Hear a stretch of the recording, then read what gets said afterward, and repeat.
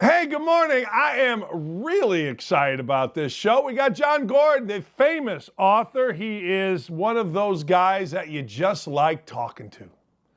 The Energy Bus, one of the most famous books ever, right? I mean, he's got a new book out. You got The Carpenter coming out. Positive Team. My wife is so excited that Jon Gordon is going to be on our show that she may actually pull off. It's kind of ironic. Jon Gordon went to Cornell, played lacrosse. My wife is on her way to Cornell as the creme of Harvard's softball. Get ready to take on, I don't even know, whatever the hell the Cornell are. The Fighting Cornells, baby. And if the Crim win 2 games, they're in the championship against Princeton. It's big right here. Don't at me, people. It is big. Hey, fellers, can you put up the Elon Musk tweet of the day?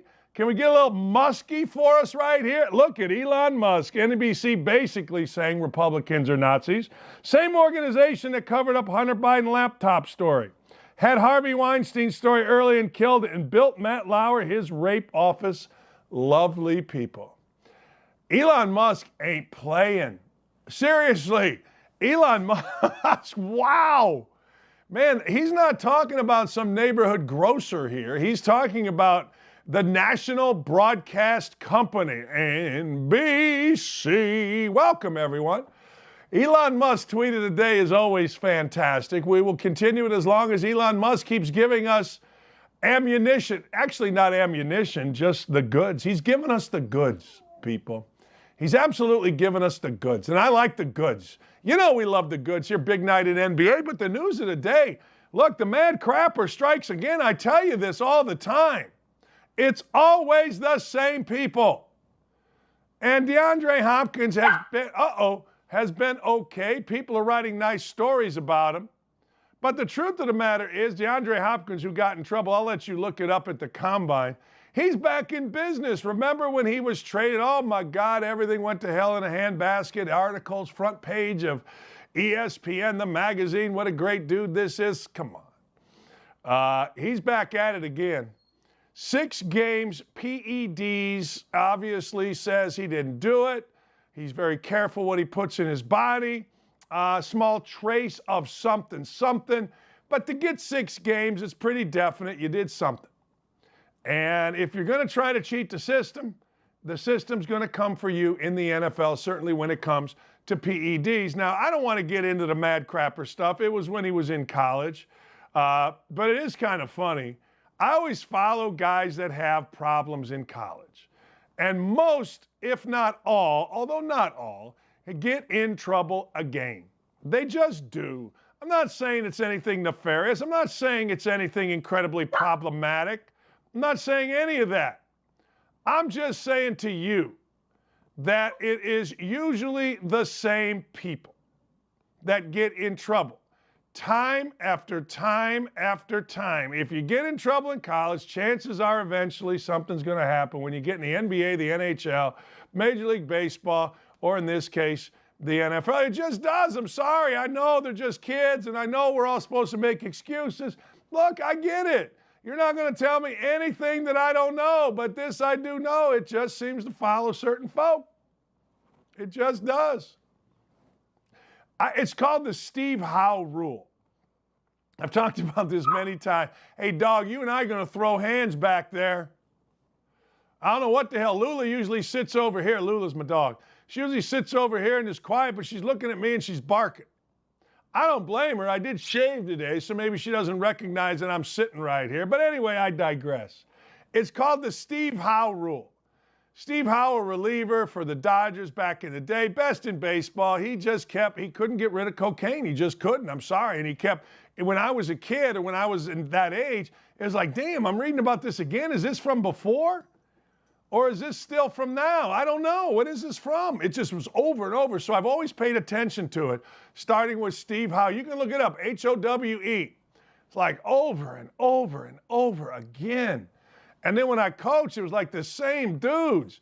And actually, in me, people in Indianapolis, it's always Dakich that the Indy Star writes about. I mean, come on, Dakich, straighten your act out. I get it. I do. But DeAndre Hopkins, man, 6 games. All right. There is full of crap, and then there's Hugh Jackson. Now, I don't know if you remember back on this story, but back when Brian Flores was let go, surprisingly so, I think, to a lot of people, by the Miami Dolphins, he alleged a number of things against the Miami Dolphins, one of which was Stephen Ross, the owner, incentivized losing. He said, hey, look, I'll give you bonuses if you lose. Well, Hugh Jackson thought that he would jump in on this. Now, Hugh Jackson, I've met one time. Sitting at St. Elmo's, it was me, Urban Meyer, Pete Thamel, sitting at a table at the Combine, just having a couple beers and something to eat. Hugh Jackson sat down. And I remember thinking to myself, man, this is a dumbass. I know, hey, judgy, I get it, but that's all I was thinking. Man, this guy's a dumbass. Like, next thing you know, I think he became the coach of the Raiders, then he became the coach of the Browns. I'm not sure. Maybe he was coach of the Raiders then. I'd have to look up when this was. I can't really remember. It was a few years ago. I wasn't married, so it's more than 6 years. And the only reason I remember that is because I remember calling Lee on the way home. She was in Syracuse. So had to be more than 6 years. Why do I remember calling Lee on the way home? To tell her that Hugh Jackson was a dumbass, truthfully, and just to tell her good night. But anyway, so Hugh Jackson alleges this. He's going to jump into the fray, except Hugh Jackson's too dumb to understand what the fray actually is. When you say that an owner of an NFL team or that the front office of an NFL team is wanting to lose and incentivizing losses, I would like to get up and get this dog out of the house, but I'm going to have to deal with it for the first half hour. Lou, I swear to God, you and I are throwing hands. But anyway, I digress. So Hugh Jackson jumps in and says, well, you know, my 3-36-1 record is the result of a lot of things. And one of those things is that the Cleveland Browns wanted me to lose. Oh, is that right, Hugh? Okay, well, we take this very serious, as they should. Now listen to this. An independent review was set up by the NFL. It was started by Mary Jo White. Mary Jo White is a former Securities and Exchange Committee chairman. So she does a review. Guess who didn't meet with the committee? Guess. Hugh Jackson. Yeah, he didn't meet with him. He's got all these allegations. What happened here, it was obvious. Hugh Jackson decided, hey, look, I'm going to make these allegations to support my friend, but I'm too stupid to know what the end game here is. And just like I'm too stupid to let my dog out.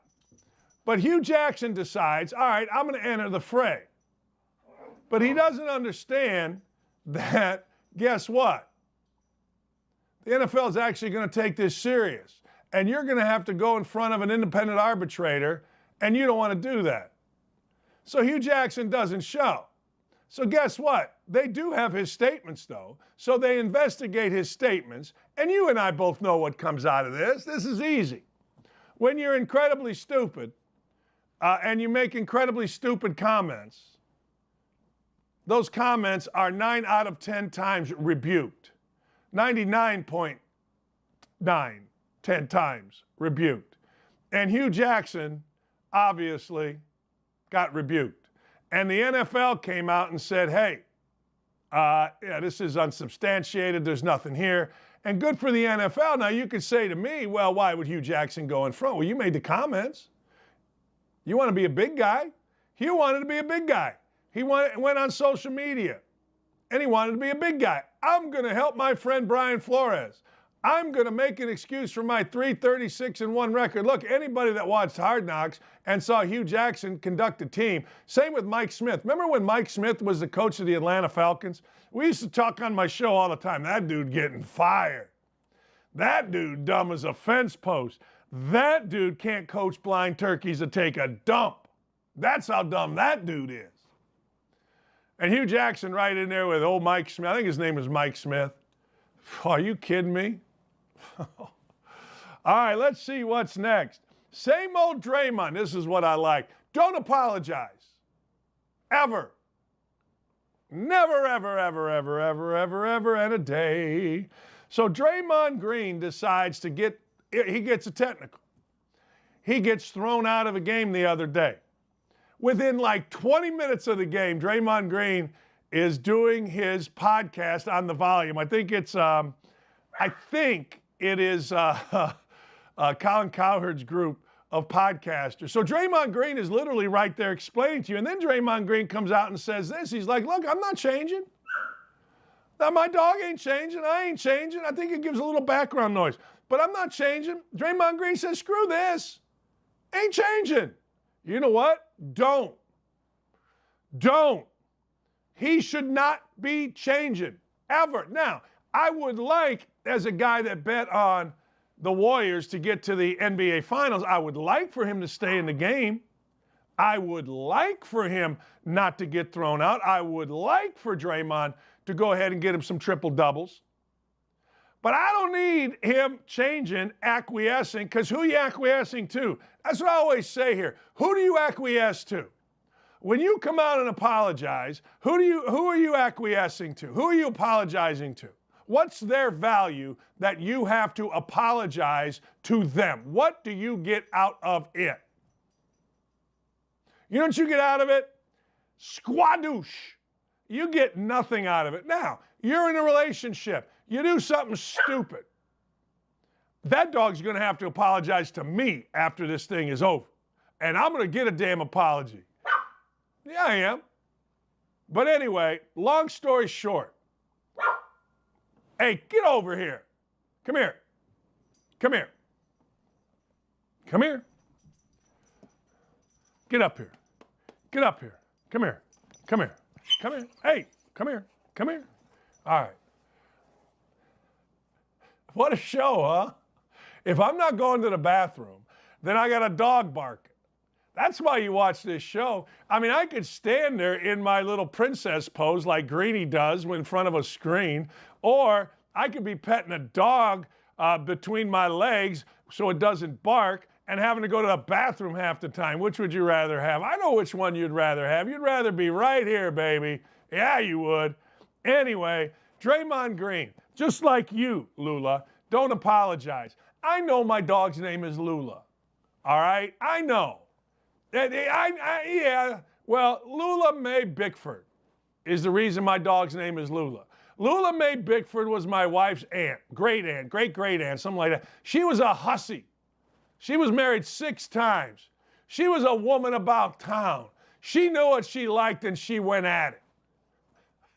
That's my dog, Lula Mae Bickford. I don't like dogs, but this is a rescue dog. And somebody once said to me about my dog, well, you know, you think you rescued the dog. Well, that dog rescued you. Yeah, my ass. Yeah, just stop with that.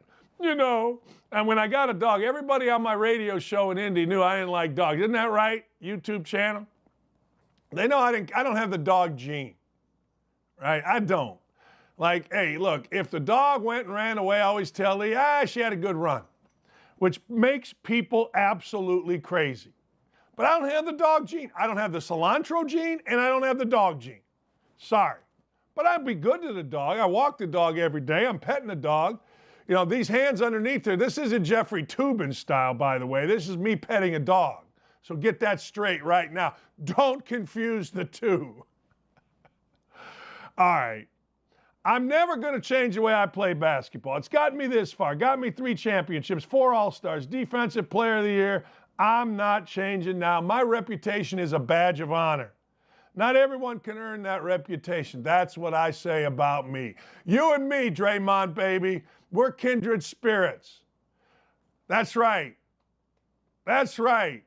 My reputation got me more publicity, notoriety, money than I ever imagined. That's right, Draymond. You don't change. Because who are you changing to? Brian Windhorst? Who cares what the clowns on TV say? Who cares?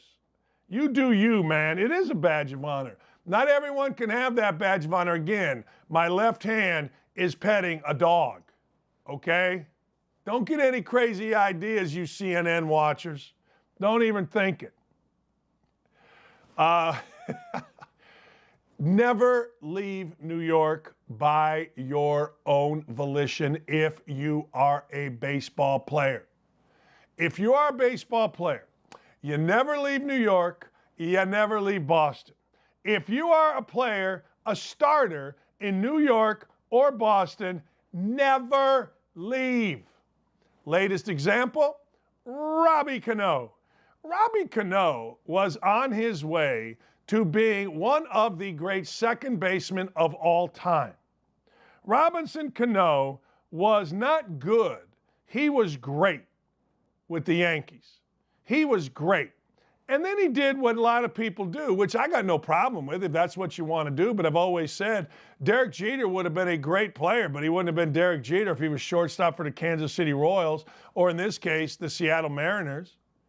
I'm a big fan of Robinson Cano when he was with the Yankees.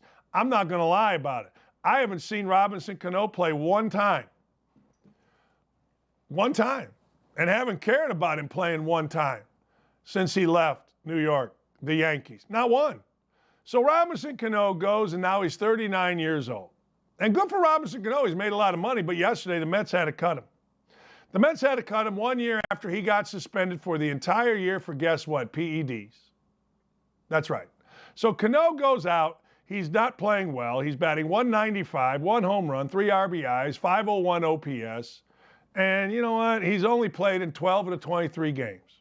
However, he is owed $44,703,297. A lot of us would fight over the 297. But Robinson Cano is owed this kind of green. He's owed this kind of bread. And they said, adios. Adios. Reason he got cut was Major League Baseball teams had to reduce their roster by 2 on Monday. So a kid named Jan Lopez went to AAA, and Robinson Cano got cut. $44 is what he's owed. Come here. So anyway, so Cano gets cut, but I'm just telling you, this just makes sense. If I were a baseball player, yes, I know he left and went to Seattle for life-changing money. Yes, I know all the clowns will say, well, you got to get yours when you can. I know you got to get yours when you can. Okay, you got to get yours when you can. Okay. All right. It's great. And he's got his. And he's going to have a great life. And, you know, whatever happens to Robinson Cano, it ain't going to be because of money. Whatever happens to Robinson Cano's kids, it ain't going to be because of money. Where's that $35 million? Oh, Robbie Cano, I remember when you could have been a contender, Hall of Famer. But, hey, he'll have a great life. He'll have more money than he ever dreamed of. And whatever happens in his life, good or bad, well, maybe good because of the money, but anything happens bad ain't going to be because of the money. It's going to be because of decisions made with the money. And I hope nothing bad happens. Hope he has a great life.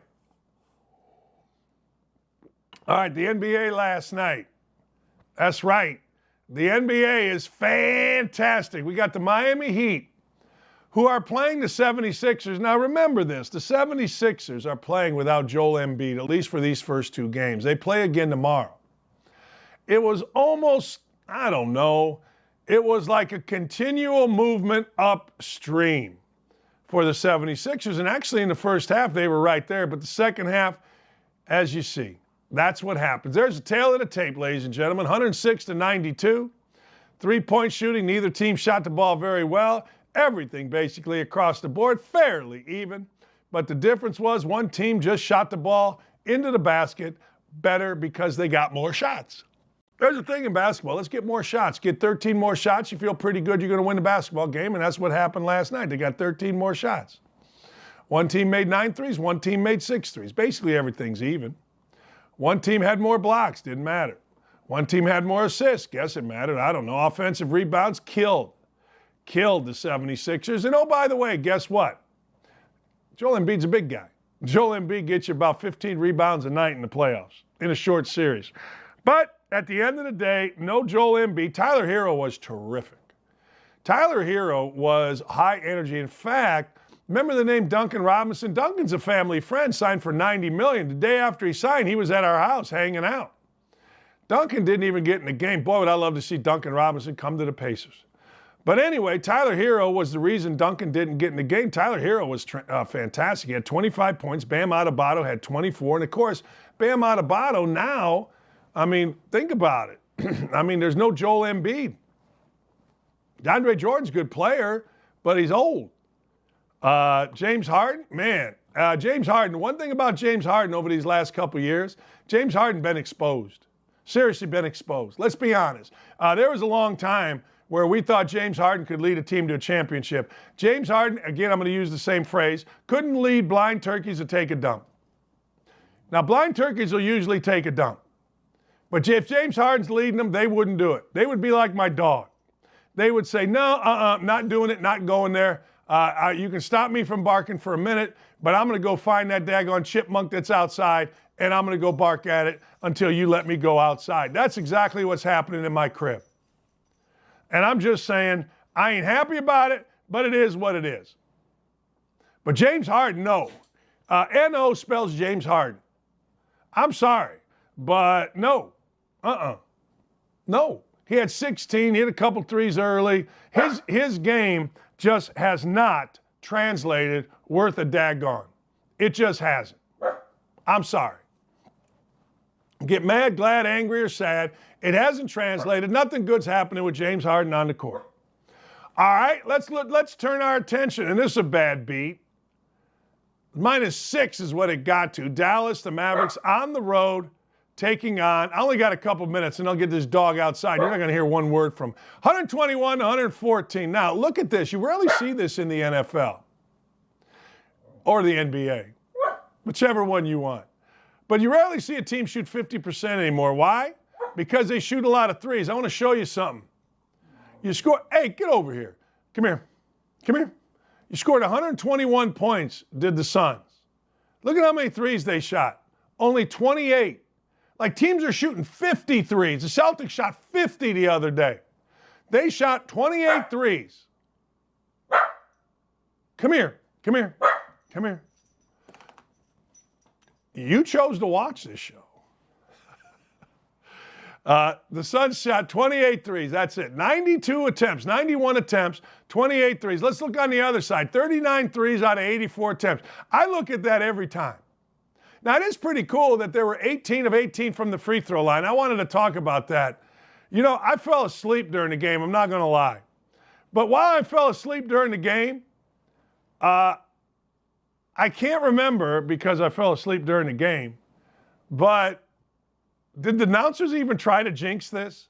Did they say, hey, look, they're 16 of 16 from the line?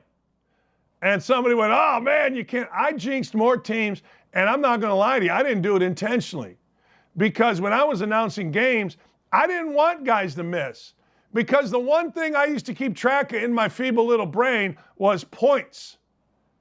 I wanted to know in high school, how many points did I have? And if anybody asked me in the middle of the game, and I told them, yeah, I got 20. I figure the same thing with college kids. How many you got? So I want everybody to score. Scoring makes basketball fun, so I purposely never said it. But anyway, DeAndre Ayton, Devin Booker, what a difference Devin Booker makes, right? Doesn't Devin Booker make a difference? Let's see here. My man Brunson, he's not getting the ball nearly enough. It is now going through 30 shots a game, Doncic, 45 for Doncic, which is incredible to me. But having said that, let's look at what's going on here.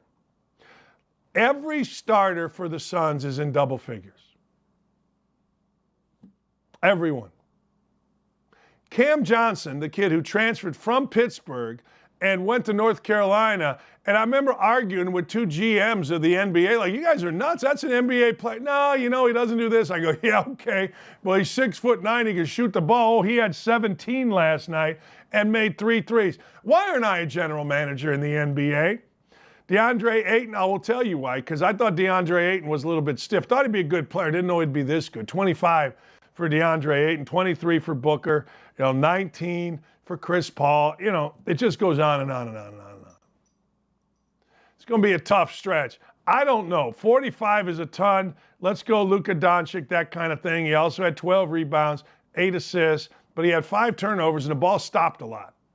Now, defense is the problem for the Mavericks. Let's look at their team and tell me who really is a defensive player. Brunson can guard. Doncic can't guard. Powell can guard a little. Bullock can't guard. Finney Smith can guard. Other than that, you really don't have guys that can guard. Bertans, Kleber, Dinwiddie, not so much. Dinwiddie a little bit. That's going to be the problem. If Dallas is going to win, they're going to have to shoot at high velocity, 39 threes in 85 games. And you know what? They're going to have to make a bunch. They didn't do it last night, so they got beat. I got a monster for you today coming up. Now, I want to explain this to you. Coming up, the top 5 all-time draft picks in the NFL, based somewhat on value. You're going to disagree with some. But here's what I always say. I can't tell you that anybody was ever better in the NBA than Wilt Chamberlain. But I didn't see Wilt Chamberlain. His numbers are stupid. I didn't see Jim Brown. I didn't see him. You know what I'm saying? So I'm not putting Jim Brown in there. I'm only talking about guys that I saw and where they were drafted with my top 5. All right? So my top 5, and I'm curious yours. We got a nice crowd today. We got a big old crowd on Twitter. We got a nice crowd here on the YouTube chat. We're having a day. My dog is barking. Away we go. What the heck? Who cares? Stay here. I'm going to be right back. But the first thing I'm going to do is I got to unstrap here from this thing in my ear and this microphone, and I got to get this damn dog out of here. Right? I mean, you don't want to hear a dog. Also, Jon Gordon coming up at 10 o'clock. I am mad about it. Coming up at 10:30. There's some stuff, hey, look, I'm just mad about. Right now, I'm a little bit peeved at this dog right here. I'm not going to lie about that. D-O-double-G, you see, got to get out of the house. Now what you're going to hear is there's a sliding glass door right here. After I let her out, you're going to hear a more muffled bark, but she ain't coming in. We'll be right back.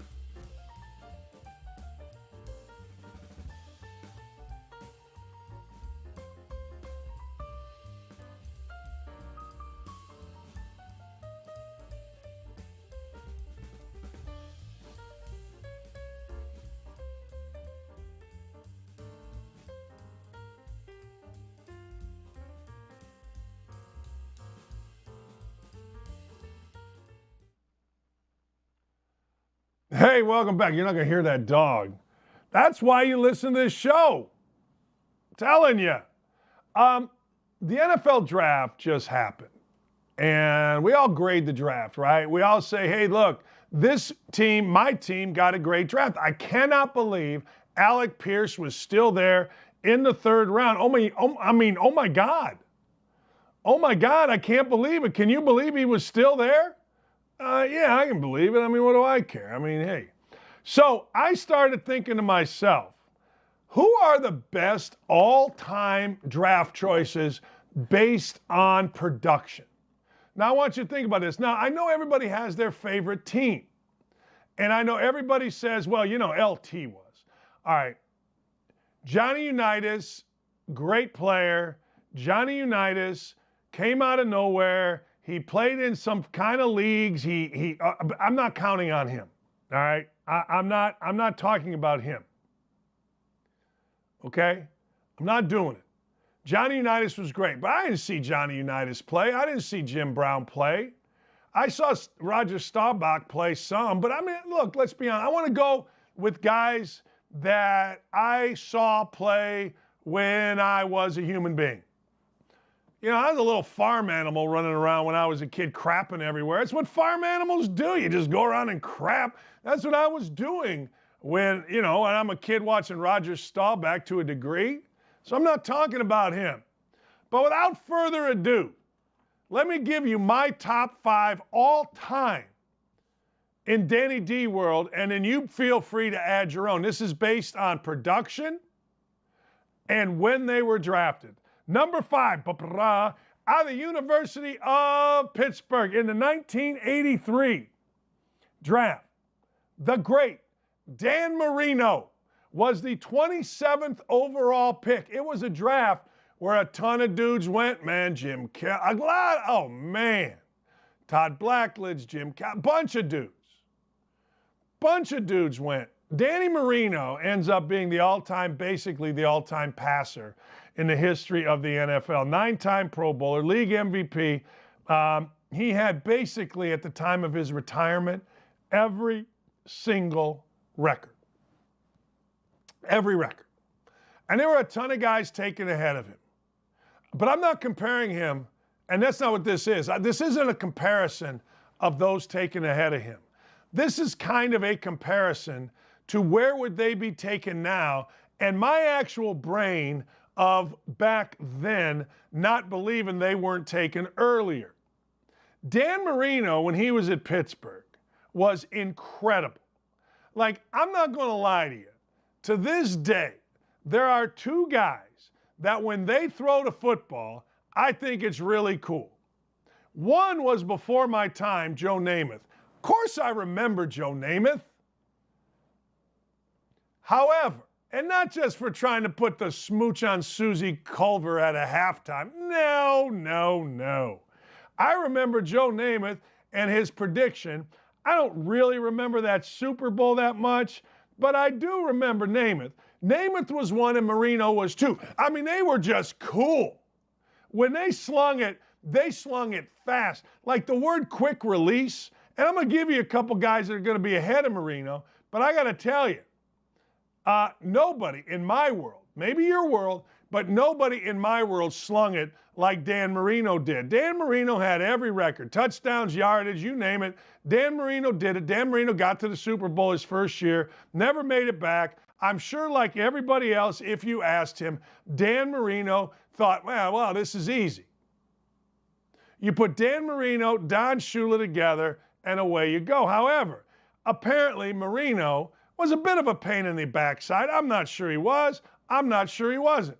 But I will tell you this. They never got back, and Marino was great. And as a 27th pick in the draft, I knew back then you couldn't do that. I knew back then this was a bad mother. I mean, bad. Bad. The next guy, maybe some of you haven't heard of. But if you're like me and you think, as many of us do, Bear fan or not Bear fan, that the 85 Bears, the defense of the 85 Bears is the greatest in the history of the NFL. Now, there are other great defenses. I understand that. You know, what's his face? Ray Lewis. Murderous, if you will. See what I did there? Ravens defense. I get it. Great defenses abound. Okay, but for me and many of my ilk, the greatest defense ever was the 1985 Bears. And to that vein, Richard Dent, number 95, out of Tennessee State, was the 203rd pick in the draft. Richard Dent was a 4-time Pro Bowl selection. But let me tell you something. Richard Dent, in winning the Super Bowl in 1984, 5, was the most valuable player on the Bears. The Bears had Walter Payton, Dan Hampton, they had the Fridge, Willie Gault as a wideout, Jim McMahon as the punky QB, they had Mongo, Steve McMichael, hope he's doing better. They had Wilbur Marshall, Mike Singletary, Otis the Rope. They had dudes. They had Gary Fensick in the back. I mean, they had dudes. But the most valuable player on that team wasn't any of those guys. It was number 95, Richard Dent. Now, Richard Dent went into the Pro Football Hall of Fame. Richard Dent won a Super Bowl with the freaking Bears, and then he won it again with the 49ers. But when he was with the Bears, there is no, think of the best, most dominating pass rusher on the edge that you have ever seen. That's Richard Dent. I had a chance to meet him one time after a Bulls playoff game. I went up and had dinner with Michael Jordan, which was pretty cool. Didn't have dinner with him. He invited my brother and I to his restaurant. He was having dinner. We sat down, hung out. Richard Dent was there, and he was just cool. He was just so cool. I mean, I'm sitting there, Michael Jordan on my left and Richard Dent over there, and it was like, whoa. If you threw Walter Payton and Bob Love in there, I could have died right there. They could have put me and put shrimp on my head and eaten off me as a dead man. I mean, it was awesome. But 230th pick in the NFL draft, 203rd pick in the NFL draft, and wasn't good. No. He was great. He was great. The next guy's best football player I've ever seen. And when I say football player, I mean this. I mean, he threw it for touchdowns, not very often, but when he did, his touchdown. He threw it like he was a frickin' quarterback. He ran it better than anybody that I have ever seen. Now, there can be debate. Older guys will say Jim Brown. Younger guys will say Barry Sanders. But to me, Walter Payton was and is, to this day, the best football player that I have ever seen. I give Jonathan Taylor of the Colts the highest praise possible because Jonathan Taylor is the closest thing that I have seen to Walter Payton. Jonathan Taylor will knock a rushing lineman on his backside. Jonathan Taylor will catch a ball out of the backfield. Jonathan Taylor doesn't really run out of bounds. You see these guys now, everybody's tiptoeing out of bounds. If you've ever seen highlights of Walter Payton, what you see Wally P do, as we affectionately called him, was put his head down, try to get the extra yard, and then this was cool. We all did this in the playground, and it caused a lot of fights. When he was down, he always moved the ball forward. And his thought, and I quote, if I can get an extra yard a game, that's worth it. We used to do that all the damn time. I mean, we did it all the time. Playing on our side yard or playing in our backyard or playing down at the park, back when kids used to actually play outside. Wally P would, and then move it ahead. And then you'd have to argue like, hey, you were down right here. No, I wasn't. Yeah, you were. No, Walter Payton. You know, everybody. Wally P caused us some angst. But in the 1975 draft, I remember this. He was the 4th pick of the draft. And Wally P is the 4th pick of the draft. You say, well, that's not overvalued. Walter Payton came out of Jackson State. Now, let me ask you a question. I understand now we might understand that Jackson State has good football players.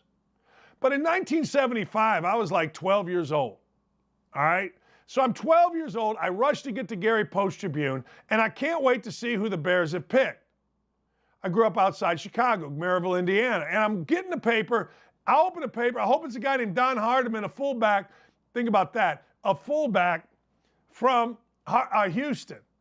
They didn't draft Hardiman. I go down the list. They drafted Walter Payton.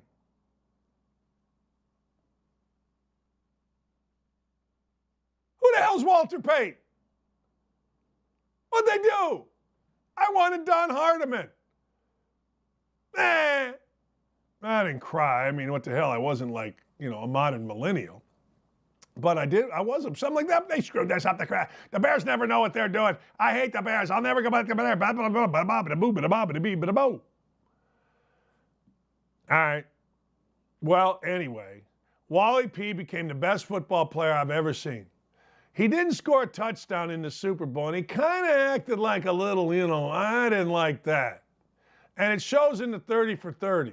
Yes, he deserved to score a touchdown in the Super Bowl, but after all the suffering that he went through with different coaches and bad teams and horrible lines, Walter P., I was glad to see him just in a Super Bowl. I was glad to see him just get to a damn Super Bowl, win the Super Bowl in a route, and get a ring. I mean, what are we talking about? But Wally P., God bless you. God rest his soul. Wally P. made a mistake. I have a good friend who had the same liver disease Wally P. did. Wally P. went to the wrong doctor, but I digress. All right, number 2 on this list, Joe Montana. Joe Montana, let me make sure I have it because I always get it wrong. Joe Montana was the 82nd pick in the 1979 draft. Now, I'm not going to lie to you. I grew up an hour away from Notre Dame, hour 15, hour 20, but it's a toll road. You go really fast. I mean, there's no cops on a toll road. But anyway, there's not. I mean, if you go 80-94, then there's going to be cops. But pro tip, when you're in Gary, Indiana, and you get up the top of I-65 and you're going to go to Chicago, never, ever go the Dan Ryan. Don't go 80-94 to the Dan Ryan. Get on the toll road, go 110. Next thing you know, get off on Stony Island. You got to go through, then you're, boom, downtown. Don't at me. But anyway, number 2 on the hit parade, Joe Montana. Let's be honest. 82nd pick. He played at Notre Dame. He was captain comeback of Notre Dame. Everybody talks about the Cotton Bowl where he was great. But 82nd pick for Joe Montana. But I can see it. Back then, it was like, all right, can you throw it to here? You don't have to throw it way over there. You can, you should. Terry Bradshaw did. Terry Bradshaw would load it up and fire it down to Lynn Swann and John Stallworth.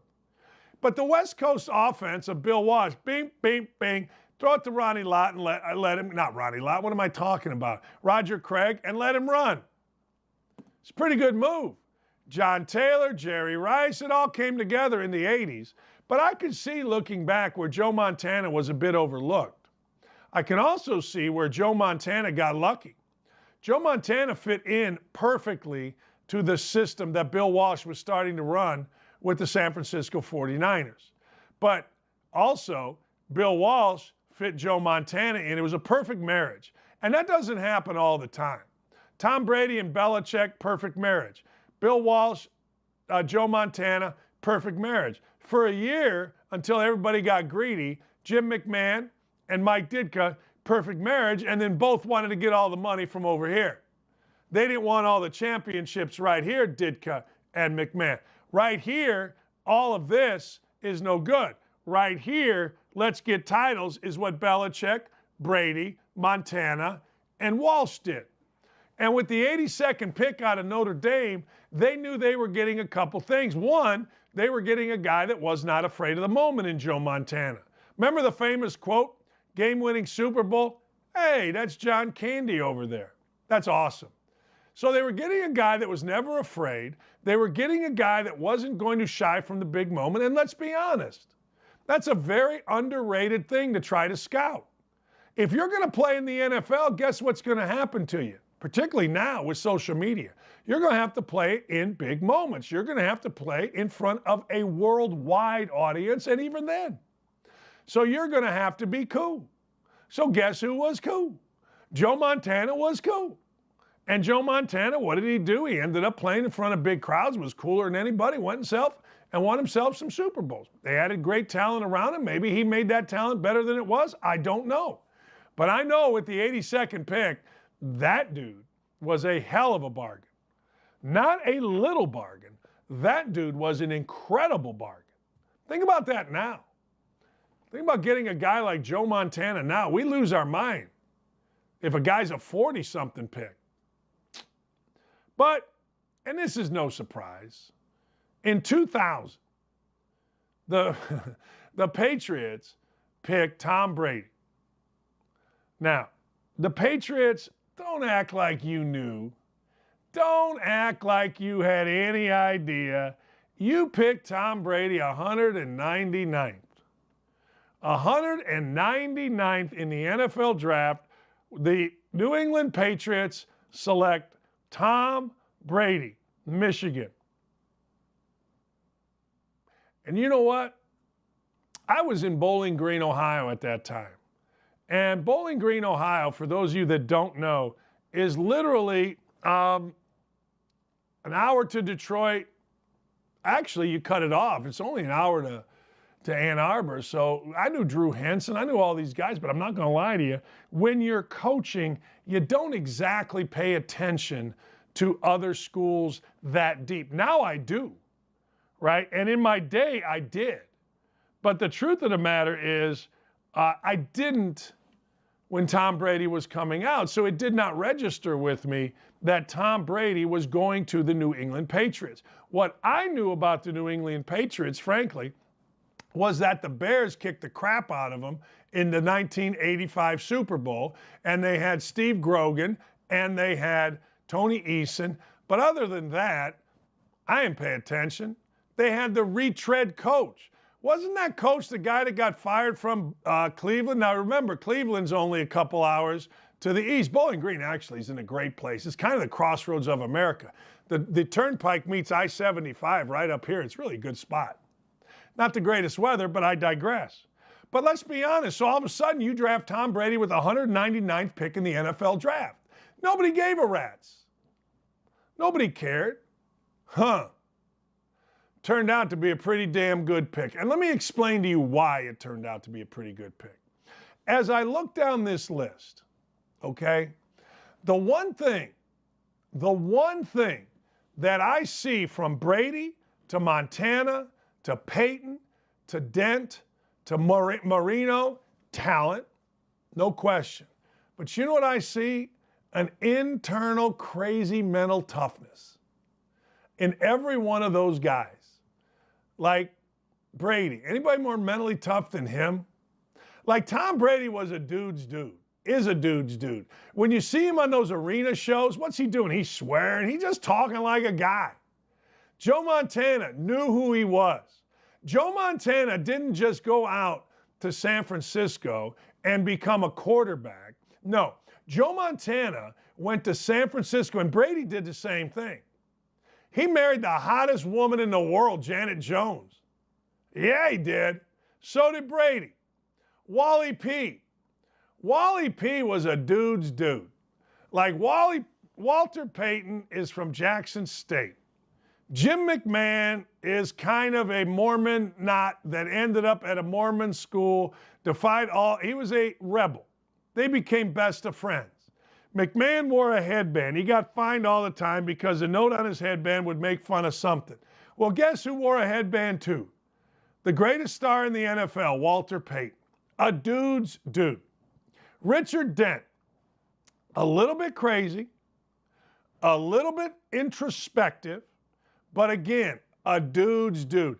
Dent, kind of quieter, a ferociousness. McMichael, insane. Mongo, this is the defensive front Bears. Dan Hampton, completely out of his mind. Big, strong, movie star looks. I mean, he was the guy. I can't remember who was on the other side. Dent was the rusher on one side. I'm having a hard time remember who the fourth guy up front was in the Bears 46 defense. I do know the linebackers, though. Otis the Rope. I'll let you figure out why he's called Otis the Rope. Mike Singletary. And then Wilbur Marshall, the most athletic linebacker, non-LT division that I ever saw in my life. But they had a weird cast of characters. And Richard Dent fit in with two Southern crazy people in McMichael, who I've gotten to know and is insane, and Mongo, who unfortunately I had gotten to know just a minute, but now is battling ALS. But they all fit together because he was a dude's dude. Dan Marino, same thing as these other guys, a dude's dude. Always rumors about Dan Marino being out with his teammates too late. Rumors coming out of college about his nocturnal habits. Hey, guarantee you Brady's nocturnal habits at Skeeps at Michigan were the same as Montana's at the linebacker at frickin' Notre Dame. Danny Marino dropped because they thought his nocturnal habits. You know what that tells me, his nocturnal habits? It's a dude's dude. I don't need a choir boy. Peyton Manning. Peyton Manning, after games, had the place at the Slippery Noodle roped off for he and his teammates to go have a bunch of beers and have a good time. A dude's dude. Be a dude's dude. Don't be some stuck-up crazy person. Don't be some insanely arrogant jackass with your teammates.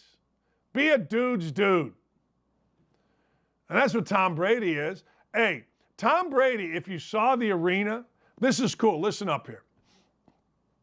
Tom Brady said when he got hurt and all the stuff that he went through, losing when they were undefeated, he said if he ever won a Super Bowl again, he was going to party and enjoy it. Well, I don't know if you saw Tom Brady walking out, what was it, off of a boat in Tampa after throwing the Lombardi trophy to his buddy, and everybody lost their mind. Tom Brady was hammered. Tom Brady had one great day in the Bay, in Tampa, celebrating another Super Bowl. That's what I'm all about. And everybody's there taking their little pictures, and the mommies and daddies who are sanctimonious saying, well, I cannot believe that Tom Brady got drunk. Really? Your husband just fell down the stairs, but you can't believe Tom Brady? Being a dude's dude is awesome. Yeah. Well, that's sexist. Yeah, I don't know what to tell you. You're misogynist. Yeah, I don't know what to tell you. I don't know. But all five of these guys, now, drafted at different times. Wally P was fourth. I mean, that's not, I don't know what that is. You can add to your own list if you like. But in my opinion, these are the five best. Like, again, I don't know who was taken around Jim Brown. Jim Brown, everybody that is older than me tells me not only was he the greatest football player of all time, but he was the best lacrosse player of all time. And in fact, Jim Brown and a bunch of dudes, Ernie Davis started it, but that wore number 42 at Syracuse. The number 42 is retired, but it's used. Let me explain. The number 42 at Syracuse is like sacred. If you wear number 42 on any team at Syracuse, that's something. That's a badge of honor. It was actually the same thing at Indiana when I went there. The number 42 was big time. Scotty May wore it. Mike Woodson wore it. When I went to Indiana, nobody had the number 42. They gave it to a guy named John Flowers, and I was pissed.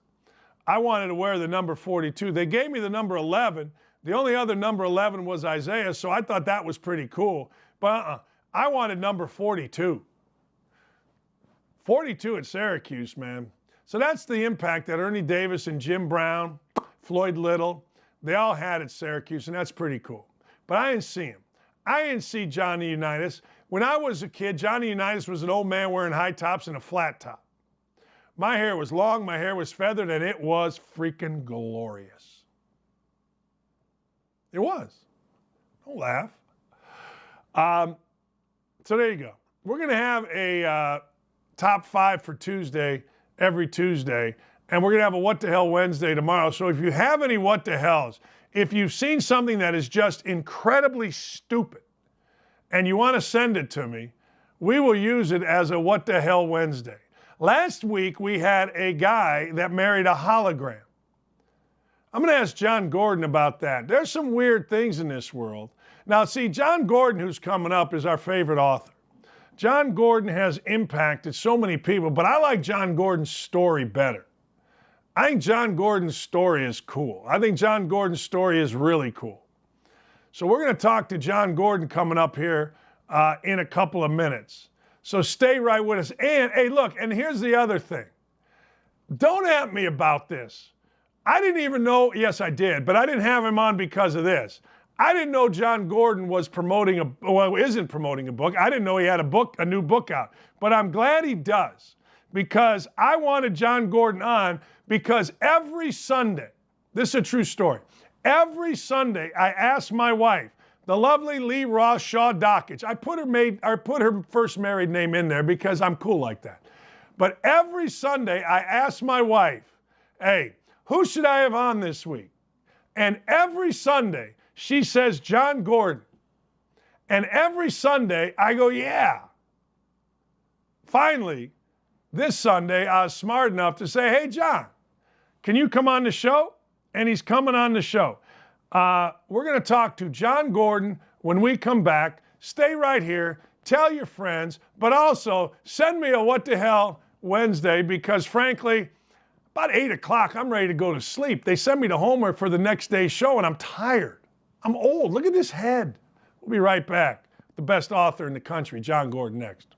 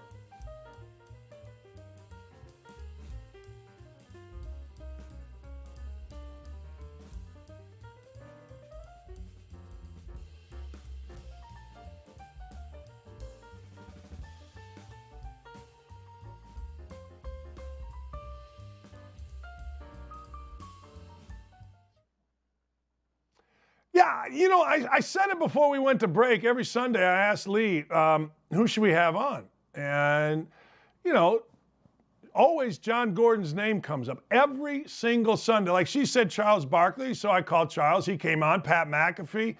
People have been very nice, but Lee is basically the content director, and we're very honored and thrilled to have what I think is the nation's #1 author, Jon Gordon, join us. Hey, you went for a run earlier. You're 51 years old. How far is a guy 51 years old in the Florida heat run on a nice Tuesday morning? That's a great question, Dan. It's actually a walk run. I don't want to run the whole way. So I will walk, then run, walk, then run. So a total about 4 miles total, get back. And I always finish, sprinting towards the end. I learned that from Dabo Sweeney. I went for a run with him during training camp, and we ran I thought it was going to be just a mile. He goes, you want to go for a jog? We wind up running 5 miles, and then he sprints the last 200 yards. So I'm having a sprint with him 200 yards, but I've done it ever since. Let me ask you, there's got to be some kind of weird coach philosophy on the 200 yards at the end. What's the philosophy there? I think it's about just finishing strong, right? In a game, you're going to finish strong. When he comes down that hill, when Clemson's playing before the game, he's sprinting, right? People think it's about himself. No, he's just saying, hey, we're going to finish. This is how I do things. This is how we do things.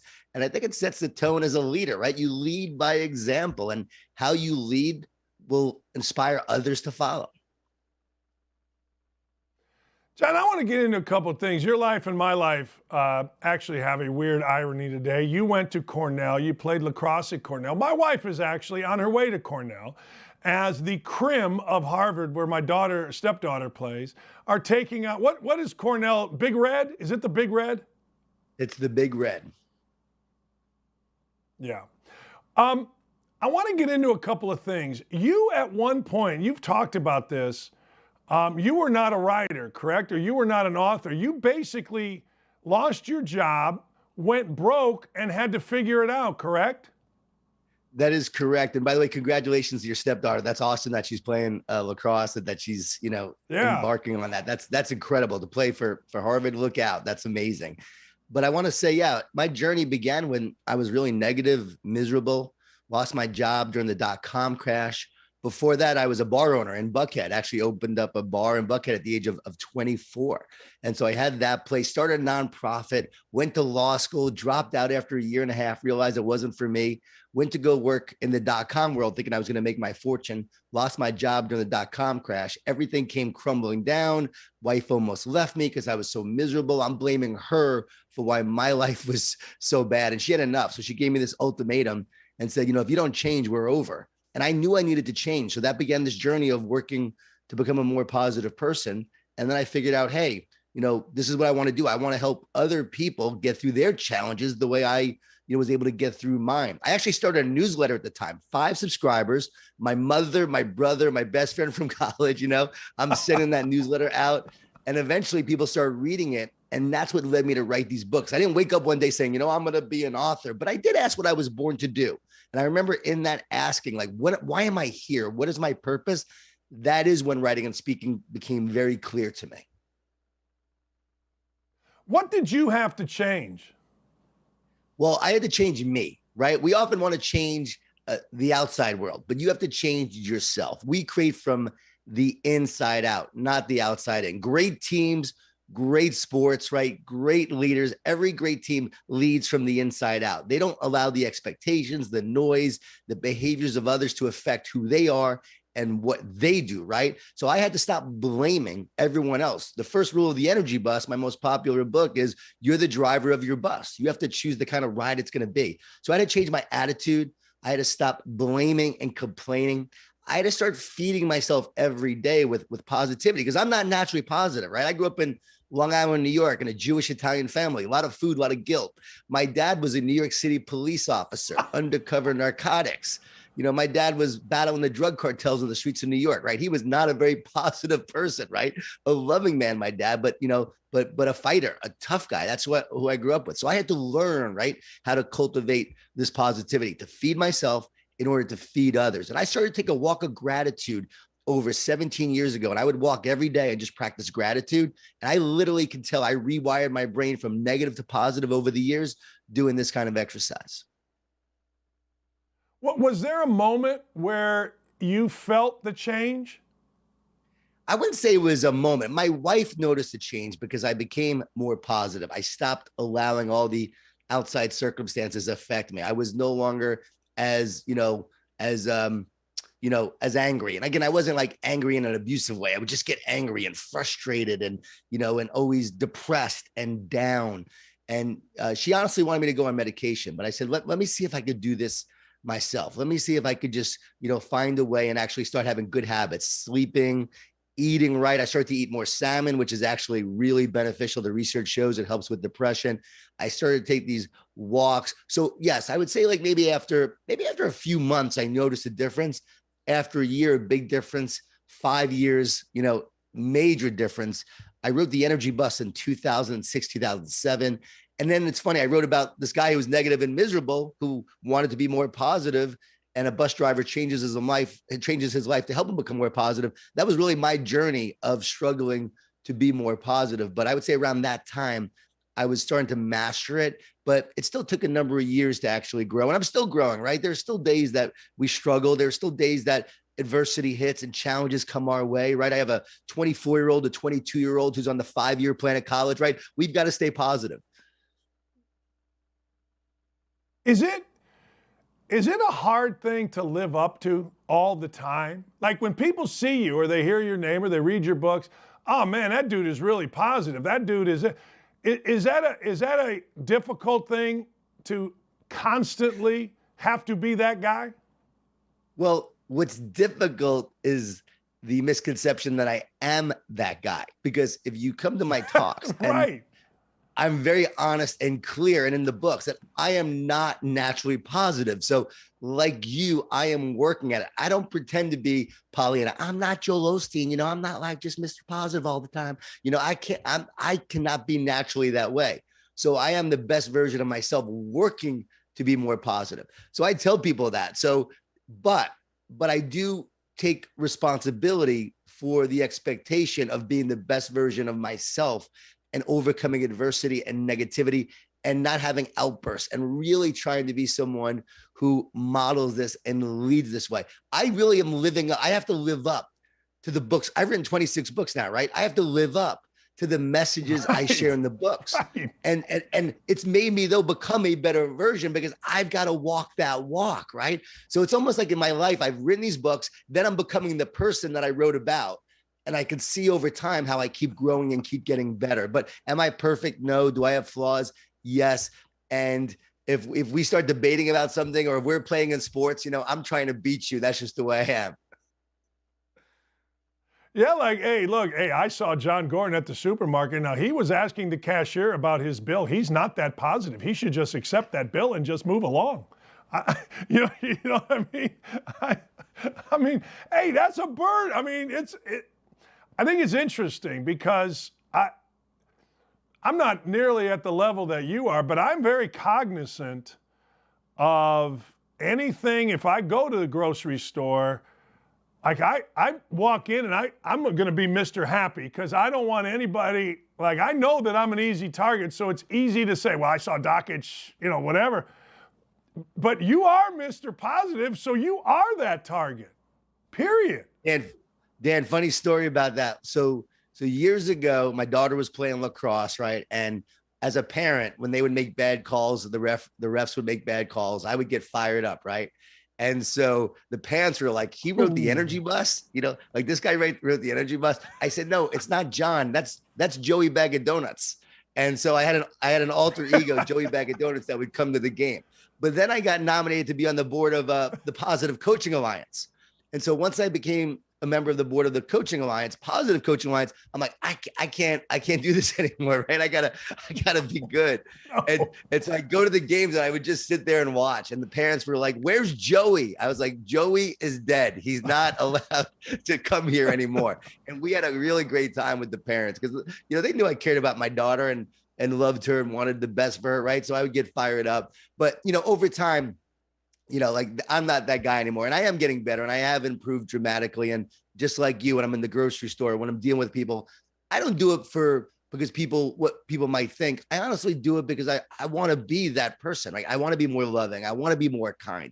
I want to be more giving. I don't want to allow someone's negativity to bring me down, right? I want to lift them up.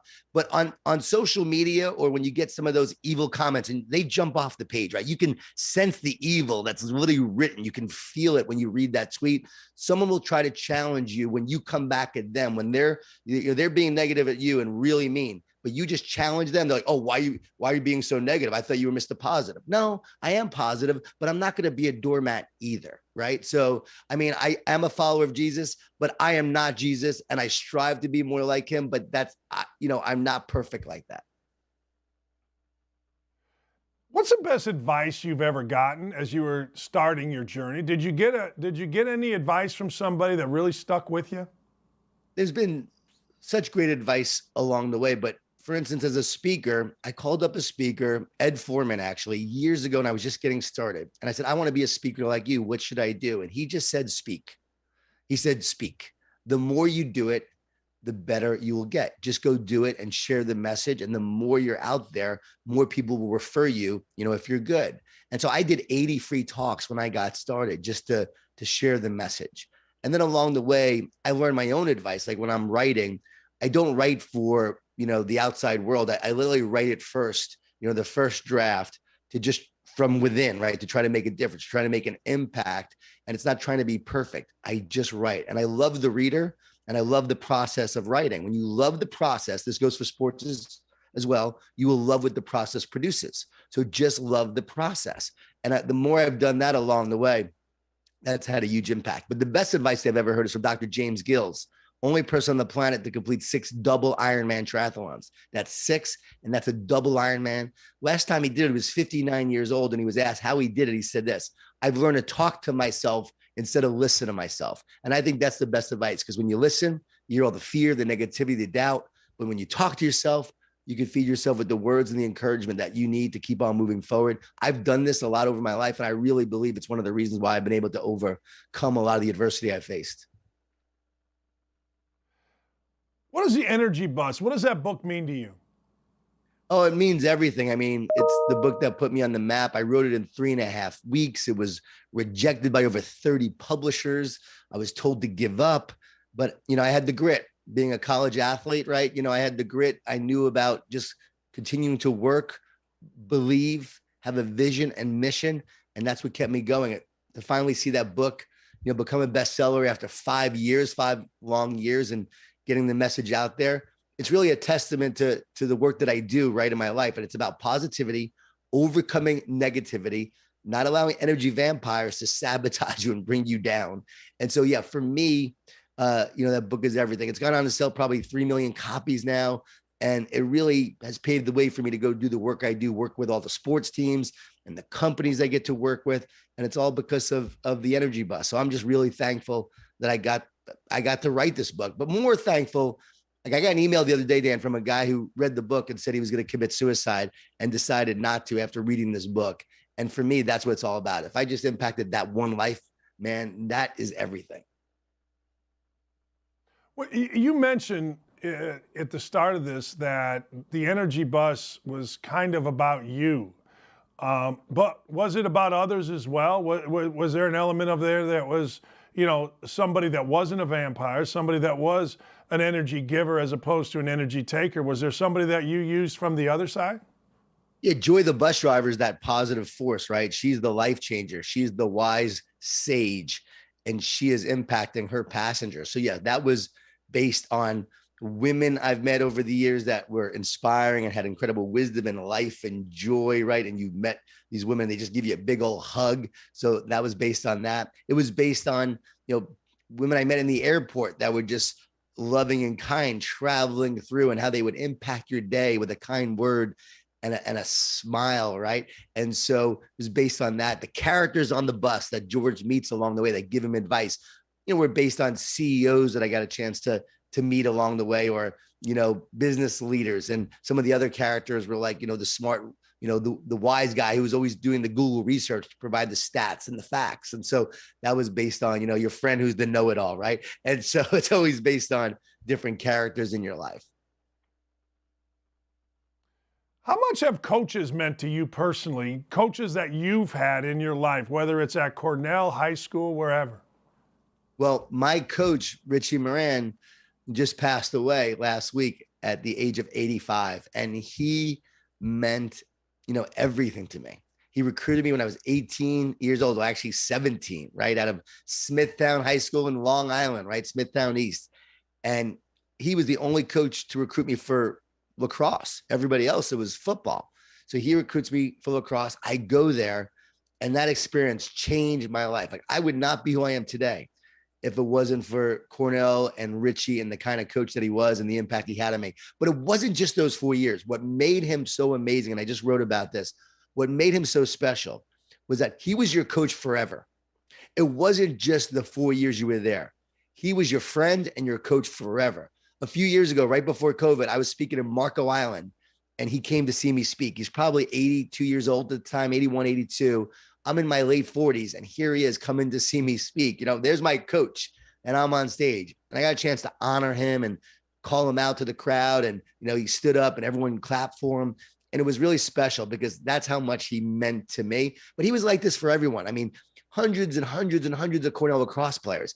He was always involved in their lives. And we all have these amazing stories about how he showed up at a practice where we were at when we were coaching, or at a family event, or when I was waiting tables at Houlihan's right after college. He showed up, and told my manager he worked for the FBI and he needed to talk to Jon Gordon. I come up to the front, think I'm in big trouble.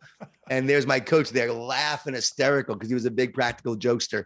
And he would, as freshmen, we would show up and to campus and come to the locker room for the first time. And he'd be like, hey, kid, go get a bucket of steam from the equipment room, a bucket of steam. And we'd go down to the equipment room. I need a bucket of steam. And they would just start laughing because those are the jokes that he told. So legendary coach, but amazing how he was involved in your life. And coaches, one coach, Billy Graham, said will impact your life, more in a year, will impact more lives in a year, actually, than most people do in a lifetime.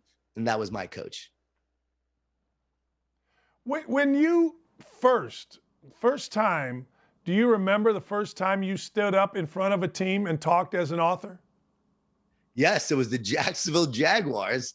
And Jack Del Rio read the energy bus. Mike Smith gave it to him. Mike Smith was the defensive coordinator. He read it because Mike Ryan was the athletic trainer who gave it to Mike Smith. Mike Smith gives it to Jack. Jack reads it, calls me out of the blue. I'm 35, 36 years old, right? And Jack Del Rio was meeting with me in his office. He's an imposing man. I'm an unknown author. No one knows who I am. I just wrote this book that just came to me, right? And I write this book. It comes out. And he said, hey, I really like this book. These energy vampires, they're always trying to bring me down. And I've learned that I have to be more positive than the negativity that I face. And I was like, wow, something I wrote actually, impacted him. That's amazing. He's like, vampires. And so he said, I'm going to have you speak to the team. I said, you got it. He said, will you do it? I said, yes, but I want everyone to read the book and I'll speak. I don't know why I said it. I was just bold. He said, you got it.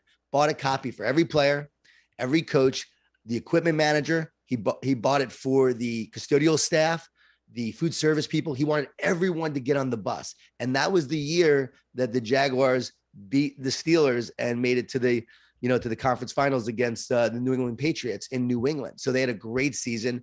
And it was really cool because, everyone got on the bus. And then Mike Smith becomes the head coach of the Atlanta Falcons.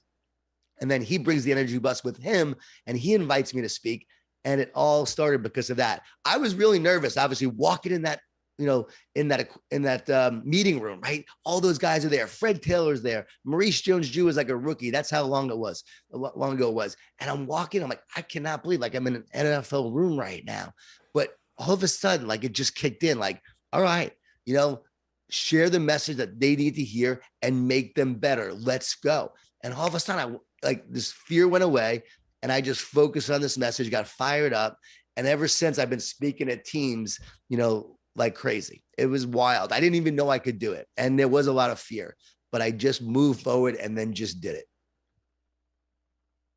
Yeah, the NFL, man, that's, well, let me ask you, when you walk into, and you mentioned Dabo Swinney, but you've talked to schools, whether it's Clemson is a national school or a Division II school, you've talked to a variety of different. What's the biggest difference you've seen, let's just say from an NFL team to a college team? Well, we could also talk about NBA and college basketball, right? You walk in there to an NBA locker room or an NBA meeting, and they're like this, right? They're just looking at you. There's only 12 to 15 guys. I spoke to the Miami Heat, and Pat Riley is sitting right there in my talk. Talk about intimidating. Pat Riley's sitting right there. You better say something that can make a difference and make an impact. And we had a great conversation afterwards. I'll never forget. But, the difference is, less and less, I believe. I believe I'm seeing more and more with pro teams. They are being more and more receptive to these kind of messages because they've experienced it in college now longer, right? More and more teams are bringing in speakers. So I think they're more receptive to it, but they're older, right? They're wiser. They've heard a lot of things. I think the younger teams, maybe they're just a little bit more open to what you have to say. They are a little bit more excited. They haven't made it yet. So it's a different mindset. But those pros, if you can make them better and you could say something that will help them, they want to hear it. So you just better bring something that's going to make them better. But yeah, a little bit of a difference. But you know what? I love speaking to all teams. I spoke to a Division III lacrosse team the other day via Zoom and had a ball doing that with them. And I've been loving teaching lately, how to have a high state of mind versus a low state of mind and how to perform at a higher level. It's like sort of a next level teaching in terms of mindset. It's not the standard, just be positive. This is like how we overcome the negative thoughts that we have, how we overcome the fear. I've been doing a lot of that lately. I've been loving sharing that. Well, let me ask you, how do we do that? What is the message? That's a long process, but it's about 15 minutes to share. But I'll tell you right now quickly, the simplest, greatest performance tool. The simplest, greatest performance tool. It is so simple that we forget it. It is to love it. It is to go love playing, love competing, love the moment, right? Love the process. The minute you focus on loving playing, loving competing, and just loving doing what you do, and you don't allow fear to set in, love casts out fear. So love will actually cause the fear to dissipate because you're loving the moment, loving playing. You're not worried about the outcome. You're not worried about your performance. You're not worried about the score. You just show up and love playing. I'm convinced Michael Jordan, everyone talks about Michael Jordan, how he feared failure and that's what made him great. No, he loved competing. Love is more powerful than fear. So that's what makes us great. Fear will never make us great. It's part of the equation. It's part, but he loved competing. Let's see if you could stop me. Mano a mano, right? He took it personal. He loved competing and loved beating you. So it was the love that drove him to be great, and love will drive you to be great. And that is actually the best mental toughness strategy there is to love it and you won't fear it. Hey, Jon, I want to go back to you for a second. You know, we all, and you mentioned hitting rock bottom, your wife was going to leave you, the job went south, you're sitting there going, hey, look, if I don't change. So I feel like human nature is we all want to reach out when we're in those situations in life. We all find, you know, I guess the phrase is we all find Jesus, right? Whatever Jesus is, we find. But now you're Jon freaking Gordon, man. You're like, hey, if you write it, they'll read it. And I want to get into your new book here in a minute. So how do you manage yourself given your international notoriety? Because we all want an answer when we're at rock bottom, man. I believe that you have to stay humble and hungry and never think you've arrived at the door of greatness. There's so much more I want to do. There's so much more I want to create. My book, Training Camp, I want to make that into a movie, right? I want to get better at speaking, right? I've been doing it for 18 years, but I want to continue to improve. I still get nervous before talks.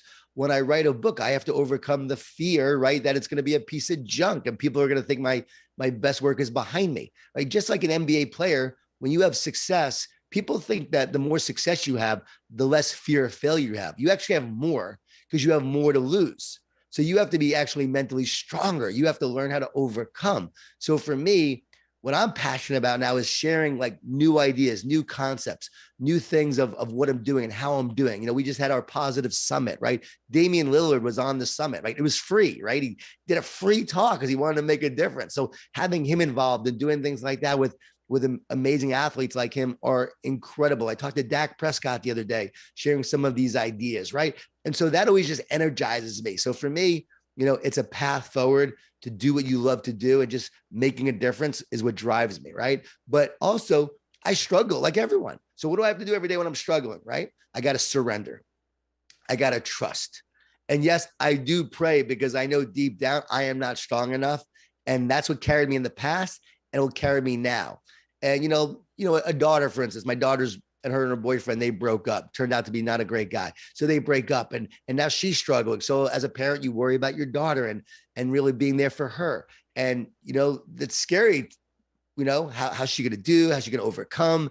You have your son who's in school and he's struggling at times. How do you help him? So for me, there's always challenges, you know, relationships, right? I wrote Relationship Grit with my wife. You know, that's our ups and downs that we had along the way. Got to continue improving your relationship. And, you know, who do you fight most with? Most likely your spouse, right? Dan, I know you and your wife probably have some fights sometimes, right? And so it's just part of the journey. And you've got to continually grow together instead of apart. How often are you asked for advice via email? I mean, I see you as a guy that's, all right, I could be right or wrong, but I see you as a guy that's very approachable, very willing to discuss, which means that, you know, one of the sayings in life is kindness can be misconstrued as weakness. You know what I mean? Like, how often are you approached, hey, Jon, I got this problem. Can you talk me through this? Is this like every minute of every day, every email of every day? It's often. I mean, it's often. And it's something that, It's just part of my life. Like there's no separation between my work and my life. There really isn't. It's just what I do. It's who I am. When we're out on a vacation as a family, we'll meet someone, and next thing you know, we're trying to, figure out ways to help that person and what they're going through. I get a lot of emails. I get a lot of DMs of requests and challenges. And so, if I can help them in that moment, I will. If they can get on a free webinar I'm doing, I encourage that. I might send them a video that they can listen to and watch that. And sometimes it's like, hey, the answer to that, I'm not trying to be self-promotional, is, but you need to read my book. And I'm not trying to be like, I'm not trying to make money. Go to the library and read the book. But I wrote the book because this is the question that a lot of people have, but you don't want to take time to read the book and grow yourself. You just want it hand fed. And so a lot of times I encourage people, like, you have to go be part of your own personal growth process. But man, when someone's struggling, the other day was back in my old high school speaking, and an old classmate of mine has a son who is really struggling with depression, anxiety, and he's 16. And I went and I just, I said, we got to go see him. I just knew I had to go see him. And we went and sat down. I spent an hour with him. Man, it was awesome. Like, I saw the shift in his mindset. I taught him the high state of mind, low state of mind framework. He got it immediately. And it changed. It just changed everything. Like, here's the question I asked Dan. Do your negative thoughts come from you? And people all the time say, yeah, of course, they're in my head. Here's the next question. If you believe your negative thoughts come from you, who would ever choose to have a negative thought? Would you ever choose a negative thought? I wouldn't. And this helps people understand that negative thoughts are always coming in.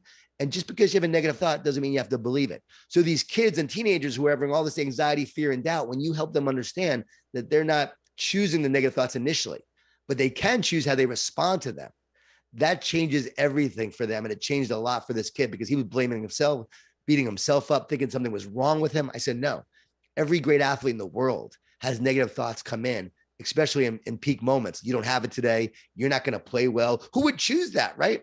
So consciousness, thoughts are always coming in, and they will sabotage you if you let them. So once you understand this, it is so powerful to be able to overcome in that moment. Anyway, walked away from that kid knowing, you know what, might have saved his life, because he was in a really dark place. And to see the shift, that's what it's all about. So yeah, anyone who has a challenge like that, I will be there in any moment, because that's what I am called to do. Trust is a big deal right now, whether it's political, whether, trust in marriages. Trust is a big deal. Your new book, The Sale, addresses that, does it not?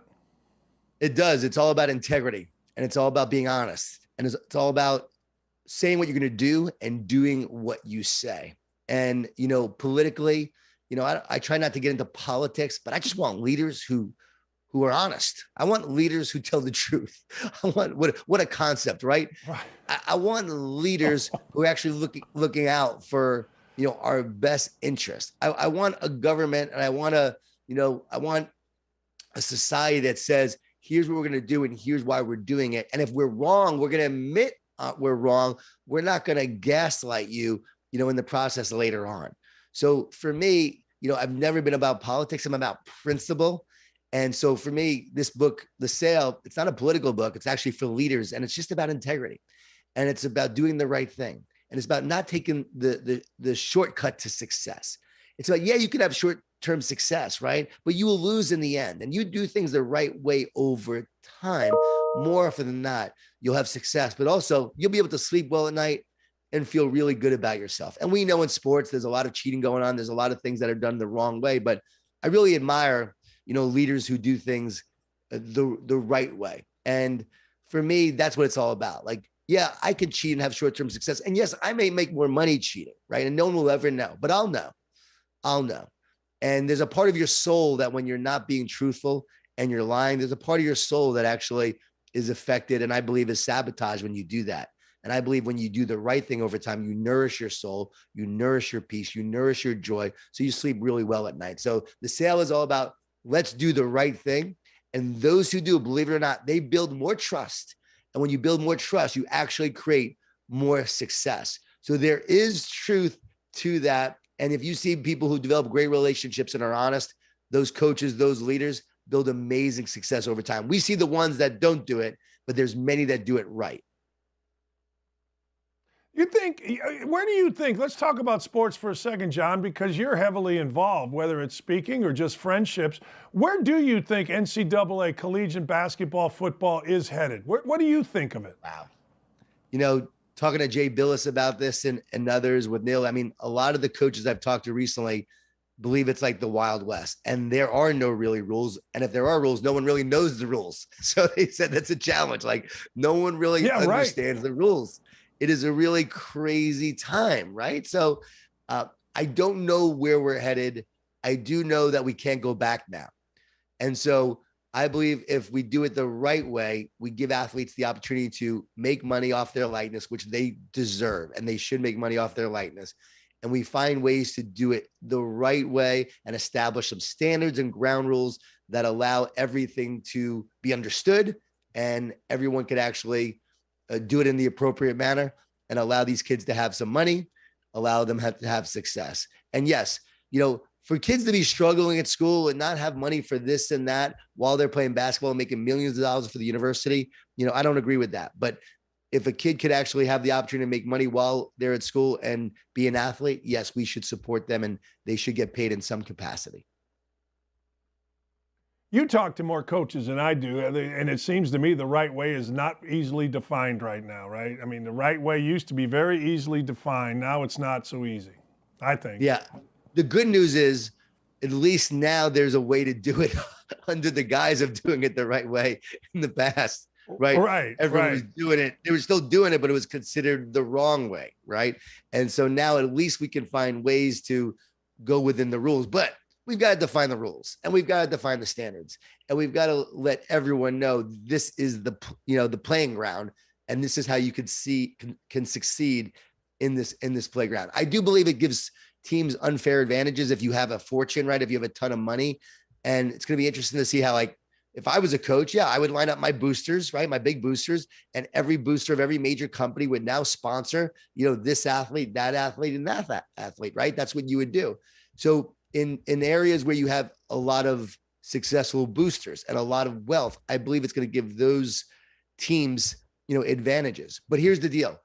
More than ever now, it means culture is important. It means leadership is important. It means teamwork is important now more than ever, where there's the individual that could actually profit and thrive. How do we make sure that we stay as a team when we're just 18, 19, 20-year-olds? So I believe it's going to showcase the great leaders, the great cultures, and the great programs more who do things the right way within the rules when we define those rules. I imagine a lot of coaches have reached out to you for advice on just that right there. Well, not really on nil, but we talk about everything I talk about when I talk about leadership and culture all goes to that, because they all want to build, a great culture within the framework of what they can and cannot do. And so once you build the great culture, like Mario Cristobal speaking at, Oregon, right?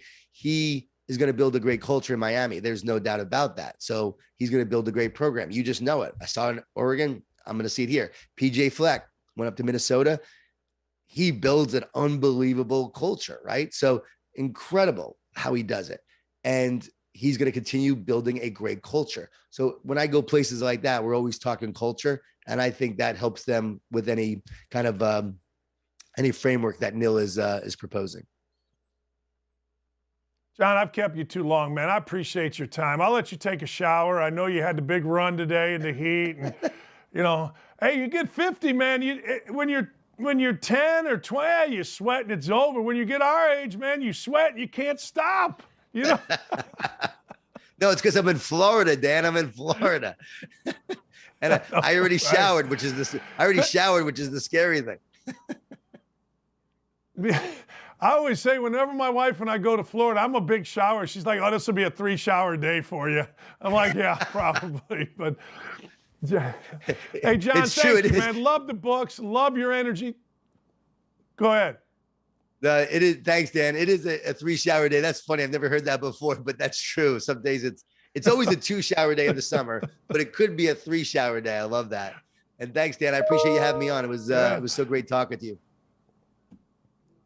Oh, it's a blast. That's Jon Gordon. The sale is available right now, and I'm telling you, if John If John writes it, we read it. I mean, that's as simple as I can give it to you, and it's always really good stuff. So thanks to John, and thanks to my wife, Lee, for saying every Sunday, get Jon Gordon now. What are you doing? Now she's got to come up with someone else, and hopefully she will. She's pretty smart. She's on her way to Ithaca. Big freaking softball game. If the Crim can get 2 or 3 over the Big Red, they go to the Ivy League final. That's right, against Princeton.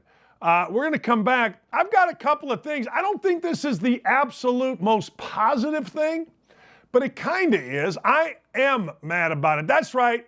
I am mad about it when we come back. Oh, by the way, I got to go find my dog.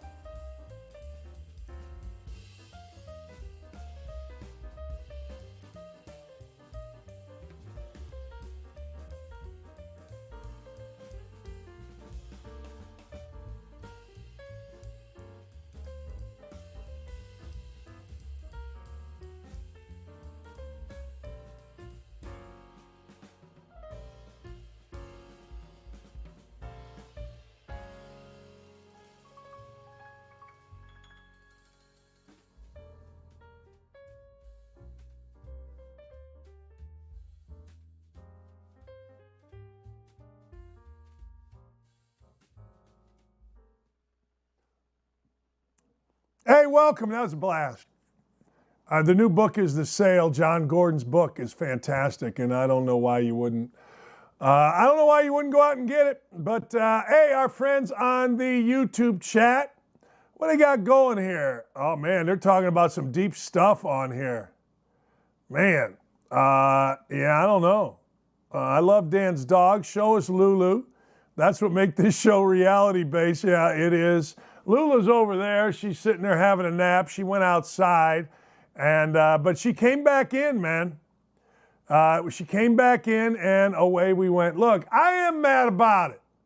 Yeah, that's right. I am mad about it. I ain't happy about it. And I'm going to tell you what it is here in a moment. Let's go through this. I am mad about it. First off, hey, look. Use your brain, Mark Jackson. Use your brain. You got one of the cushiest jobs ever. And when I say ever, I mean ever. You literally don't have to be any good at it. I don't know whether you are or not, but everybody says you are, so you don't have to be any good at it at all. So just go ahead and do it. You get to go to the NBA Finals. You get to be treated like a god. Everybody thinks that, you know what, you are the man, your wisdom. You're going to go to Sacramento. You're going to get your brains beat out, and then you're going to have to hope you can get back to the job that you have. I don't think that's good business, Mark Jackson. I don't. I'm sorry. Maybe you do, but I don't think that's good business at all. I think the number one thing you need to do is keep the job you got, don't worry about it, and move along. Nothing to see here, baby. Not a damn thing to see here. Just keep the damn job you got. Sacramento is a cesspool. People lose when they go to Sacramento. They don't win. They don't. Domantas Sabonis is your star. No, you don't want to deal with that. Who the heck wants to deal with Domantas Sabonis? Jeez, what are we talking about?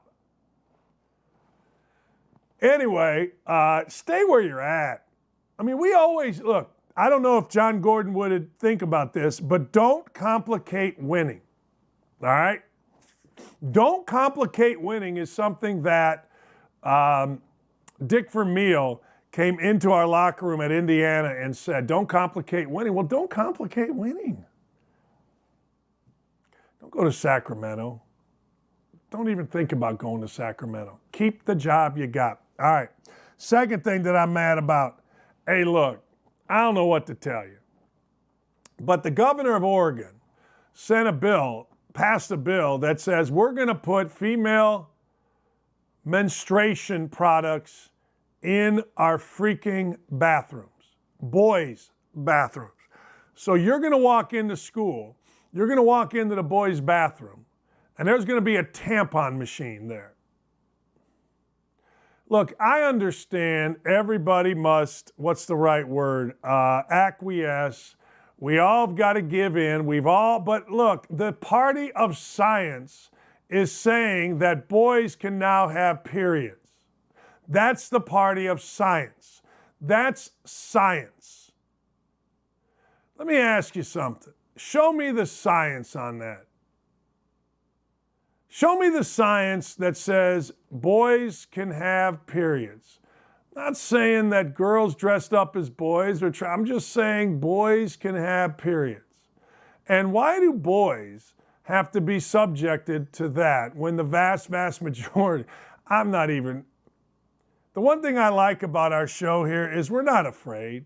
We're not afraid to talk about things. And the idea that boys are going to have periods to me is idiotic. I mean, let's just be honest. Let's not even debate this. The level of stupid here is beyond. The level of acquiescing here, and you can call me ignorant, you can call me whatever you'd like, and I really don't care. But the fact of the matter is, I don't understand. And maybe it's a lack of understanding. I understand people are transitioning. I know people that are transitioning. I know a young man who has transitioned to being a woman. I understand all that. But you got 999 boys in a high school or whatever it is. And you got to put tampons. Why? What's the science behind that? You know, look, it's not a big deal. And I'm really not mad about it. I just think it's ridiculous. Maybe the name of the show should be This is Ridiculous. If you're going to have a period, then go in the women's bathroom. Go get yourself a tampon. Again, it's not that big a deal, and people will make a bigger deal about it because that's what we do. But honest to God, are we doing science or aren't we doing science? You tell me. I don't know.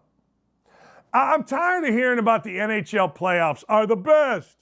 The best, man. They're the best. They're the greatest. They are the absolute greatest. The NHL playoffs, nothing's like them. I got to tell you, I went to an NHL not a playoff game. I went to a regular season game. I had the best seats in the house. Jason Benetti gave them to me. I thought it was fine. I thought it was fine. I thought it was okay. Best thing about the NHL playoffs is the handshake line at the end of the playoffs And that's it. They don't handshake line every single time that they finish a game. The handshake line is at the end of the NHL play. Oh man, those guys go hard. Yes, they do. They can only go a couple minutes on a shift because they go so hard. I agree. But don't tell me. I was bored to death in an NHL game. It sounded like church. It did. They put a microphone so you can hear the puck hitting. Hey, look, I've heard it's great. I'm going to go this year. I'm going to fly somewhere so I can go. But I'm so tired. Like, you don't have to disparage another sport to say that yours is great. Oh, man, the NBA playoffs suck because, you know, the NHL is where it's at. Yeah, maybe. Okay. But I'm tired of it. I've had enough of it. I've had enough of NHL guy thinking that he's edgy because he watches the NHL. I watch the NHL. I can sing the Chicago Blackhawks song. Here come the Hawks, the mighty Blackhawks. Yes. Yes. I know me some pucks. I know me some hockey. But I don't think their playoffs are any better. I think the NBA playoffs are great. Why? Because of the fans. I think the NHL playoffs are great. Why? Because of the fans. But I think in NHL, I think it's boring. What do you mean? They hit each other, they fight. They don't fight in the playoffs because they're too smart to fight in the playoffs. But NHL guy is nuts. I got to go back to something because our YouTube chat, my girl Jennifer, I love Jennifer. I'm not going to say her last name because y'all are crazy. Jennifer, DD, some of the guys in this YouTube chat could use a tampon every now and then. Whining more than women. That's not me. That's Jennifer. Nathan says, could you imagine the outrage of a guy walking in a women's bathroom? To protect that, you put tampons in the men's bathroom. Idiot. What are we doing? What are we doing?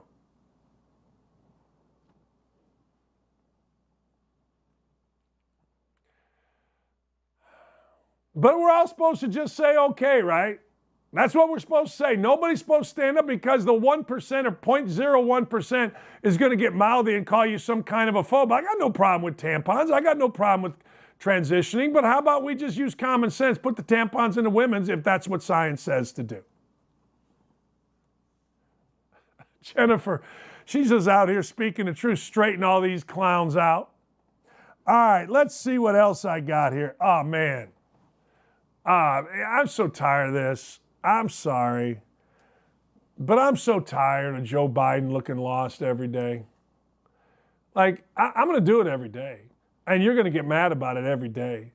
But every day, I look at and see Joe Biden looking like he don't know his ass from third base. Go ahead and play it if you could. I mean, if you guys don't mind playing this clip from Joe Biden.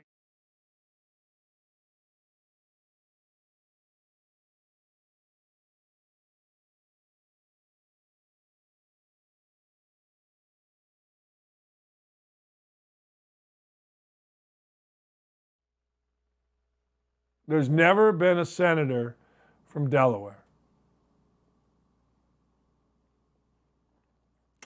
It's every day. I mean, it is literally every day that this guy does something. Where's his wife? Isn't his wife a doctor? Isn't his wife like somebody that should protect her husband instead of trying to sell like 100 copies of her book? I mean, at some point, I would hope that my wife, because I don't know how my life's going to be. I'm 60 years old. I have no idea. But I would hope at some point my wife, if I am doing this show and I continue to embarrass myself because, frankly, I don't really know where the heck I am, I would hope at some point my wife would say, hey, Dan, enough. Like, I get it, you're the president and you say stupid stuff and the idiots that were holding up their phones trying to get a picture of them just laugh about it. But this is every day. This is every time this guy gets into the public view. You know, whether it's standing here looking to shake hands with somebody and not knowing where the hell he is, I mean, look, I understand how it makes us look to other countries, and that's the way that goes. But on a more personal level, shouldn't we or she or whoever is in charge of our president, shouldn't they take care of him at this stage of his life? Doesn't that just make sense? It does to me. And I've actually told Lee, like, I'm really not a conservative and I'm really not a liberal. I just pay attention. And in paying attention, this guy doesn't know where he is half the time. Yeah, I was watching Winning Time last night, the Lakers thing on HBO. I had taped it because I was flying home Sunday night, and it's not one of those series that already happened and you can go binge watch it. It's every Sunday night on HBO, so I had taped it. And last night I'm watching it, and this reminded me of somebody trying to take care of Joe Biden. The owner of the Lakers, Dr. Jerry Buss, had a decision to make. Is he going to play, or is he going to have Paul Westhead, who's been running the team, continue on as the head coach, or is he going to have Jack McKinney, who basically set up the program for the Lakers with Magic Johnson and Kareem and the rest, but he got in a horrific bike accident and his mental capacity is in question. So at the end of the day, Buss has to make this decision. Buss decides to go with what he set his heart and go and have Jack McKinney become the coach for the playoffs. It all had to be decided before the playoffs. McKinney started the season, got hurt, Westhead took it over, did really well. Now they're in the playoffs and McKinney's ready to come back. So Dr. Jerry Buss, he goes to McKinney's house with roses, with a bottle of wine or champagne to celebrate that he has picked Dr. Jack McKinney to be the head coach. McKinney opens the door. It's a little bit of a sun glare. McKinney looks, doesn't recognize his owner. And he doesn't not recognize his owner because of the glare. He doesn't recognize Dr. Jerry Buss because his mental capacities aren't quite there. They're not back from this horrific accident. And Dr. Jerry Buss, in an effort, he has to change course immediately because he understands that Dr. Jack Ramsay isn't mentally equipped to handle the job right now. So what does Jerry Buss do? He gives the flowers, he gives the champagne, he says, hey, I just want to tell you, I'm glad you're up and around, and he leaves. He doesn't offer him the job. He then offers it to Westhead. He protected McKinney. Of course he protected the Lakers. Of course he did, right? Of course. But he protected McKinney as well. There is nobody here that is protecting our president. He is allowed to go out literally every single day in front of folks and look, frankly, demented and sad. Where are the people that truly, supposedly care about him? If they're there, I don't see them. And that, to me, is sad. Lastly, let's show the tweet, I think, about student loans. Are we really going to make folks that never went to college, are we really going to make my family, iron workers, truck drivers, steel workers, are we really going to make them, those folks that never went to college, never thought about going to college, don't go to college, pay off folks who knowingly took out loans, knowingly, and if they didn't, it's on their own, knowingly had interest rates that are exorbitant, but they knew what they were doing. So now are we really going to go back? I think Senator Melendez is right. Biden says he's going to forgive federal student loan debt. The waitress, the truck driver, the fast food worker who didn't go and couldn't afford college will pay college debts further. That's not right. Should as Allison Williams said last week, and we'll talk to Allison tomorrow, should colleges and should the student loan corporations be held accountable for basically the extortion? Absolutely. This should not happen. But asking these folks, the waitress, the truck driver, the fast food worker, people trying to get by to use your money, hell, my money, to pay off someone's student loan, that just seems, well, it doesn't seem right. It just doesn't. I'm sorry, it just absolutely does not seem right to me. And I would love that Senator Melissa Melendez said that. I love that she put that out there. I think she's absolutely right. And I think, frankly, that is a question that needs to be asked of anybody in your district or anybody representing you that is for forgiving all the student loan debt to people that knowingly went into a contract. I just don't think it's right. You can. We can differ on it. But frankly, to me, no. I'm going to take a break today from who to bet on because I can't win a damn bet. I mean, I'm cold, and more cold. I'm so damn cold, my head is froze. Usually my toes are cold here doing the show. But my head, I had to toe. You see this? This is a cinder block of frost. And I'm smart enough to know, ladies and gentlemen, when it's time to step back. If I see something, you can follow me on Twitter. I'll have it for you. If I like something, I'll put it out between noon to 3 on my show in Indianapolis. But I got to tell you, man, I'm cold. When I'm cold, I step back. I don't force it. I reorganize. I talk about it. I tell you this. I stinks. I do. I stinks to high heaven here the last few days. Hell, I had the Dallas Mavericks -6. It went up to 6. I took them. Guess what? They lost by 7. I had the Mavericks plus. All of a sudden, late in the game, I had over 207.5 last night. Late in the game, nobody's scoring. Philadelphia ain't scoring. They stopped. If I bet it today, it's going to lose, and I'm off of this. No more today. Tomorrow, maybe. Later on today, maybe. I'm going to do some research. But I ain't happy about me. I'm down on me. Yeah. I'm down on me. I'm as cold as Brad Buffington in Harvard, Illinois. 43 degrees. Yeah. Hey, look, if you're looking for something to track this afternoon, if you're bored, check out Harvard softball. Harvard softball taking on the Fighting Big Red of Cornell in Ithaca. If we win 2 of 3, not this weekend, next weekend, it is on to the 2 out of 3 championship series of the Ivy League against the Fighting Tigers of Princeton. Anyway, thanks for joining us. Thanks to everybody on the YouTube chat, always making it spicy. I'm on 12 to 3, 107.5 The Fan. You can catch me there. We're going to talk some foots. Jon Gordon, fantastic. All you folks that watched on Outkick, thank you so much. I got an article coming out today about why I absolutely love the NIL. I'm going to talk about, I love it. I do. I think it's great. It's like free agency in the NBA. It's terrific.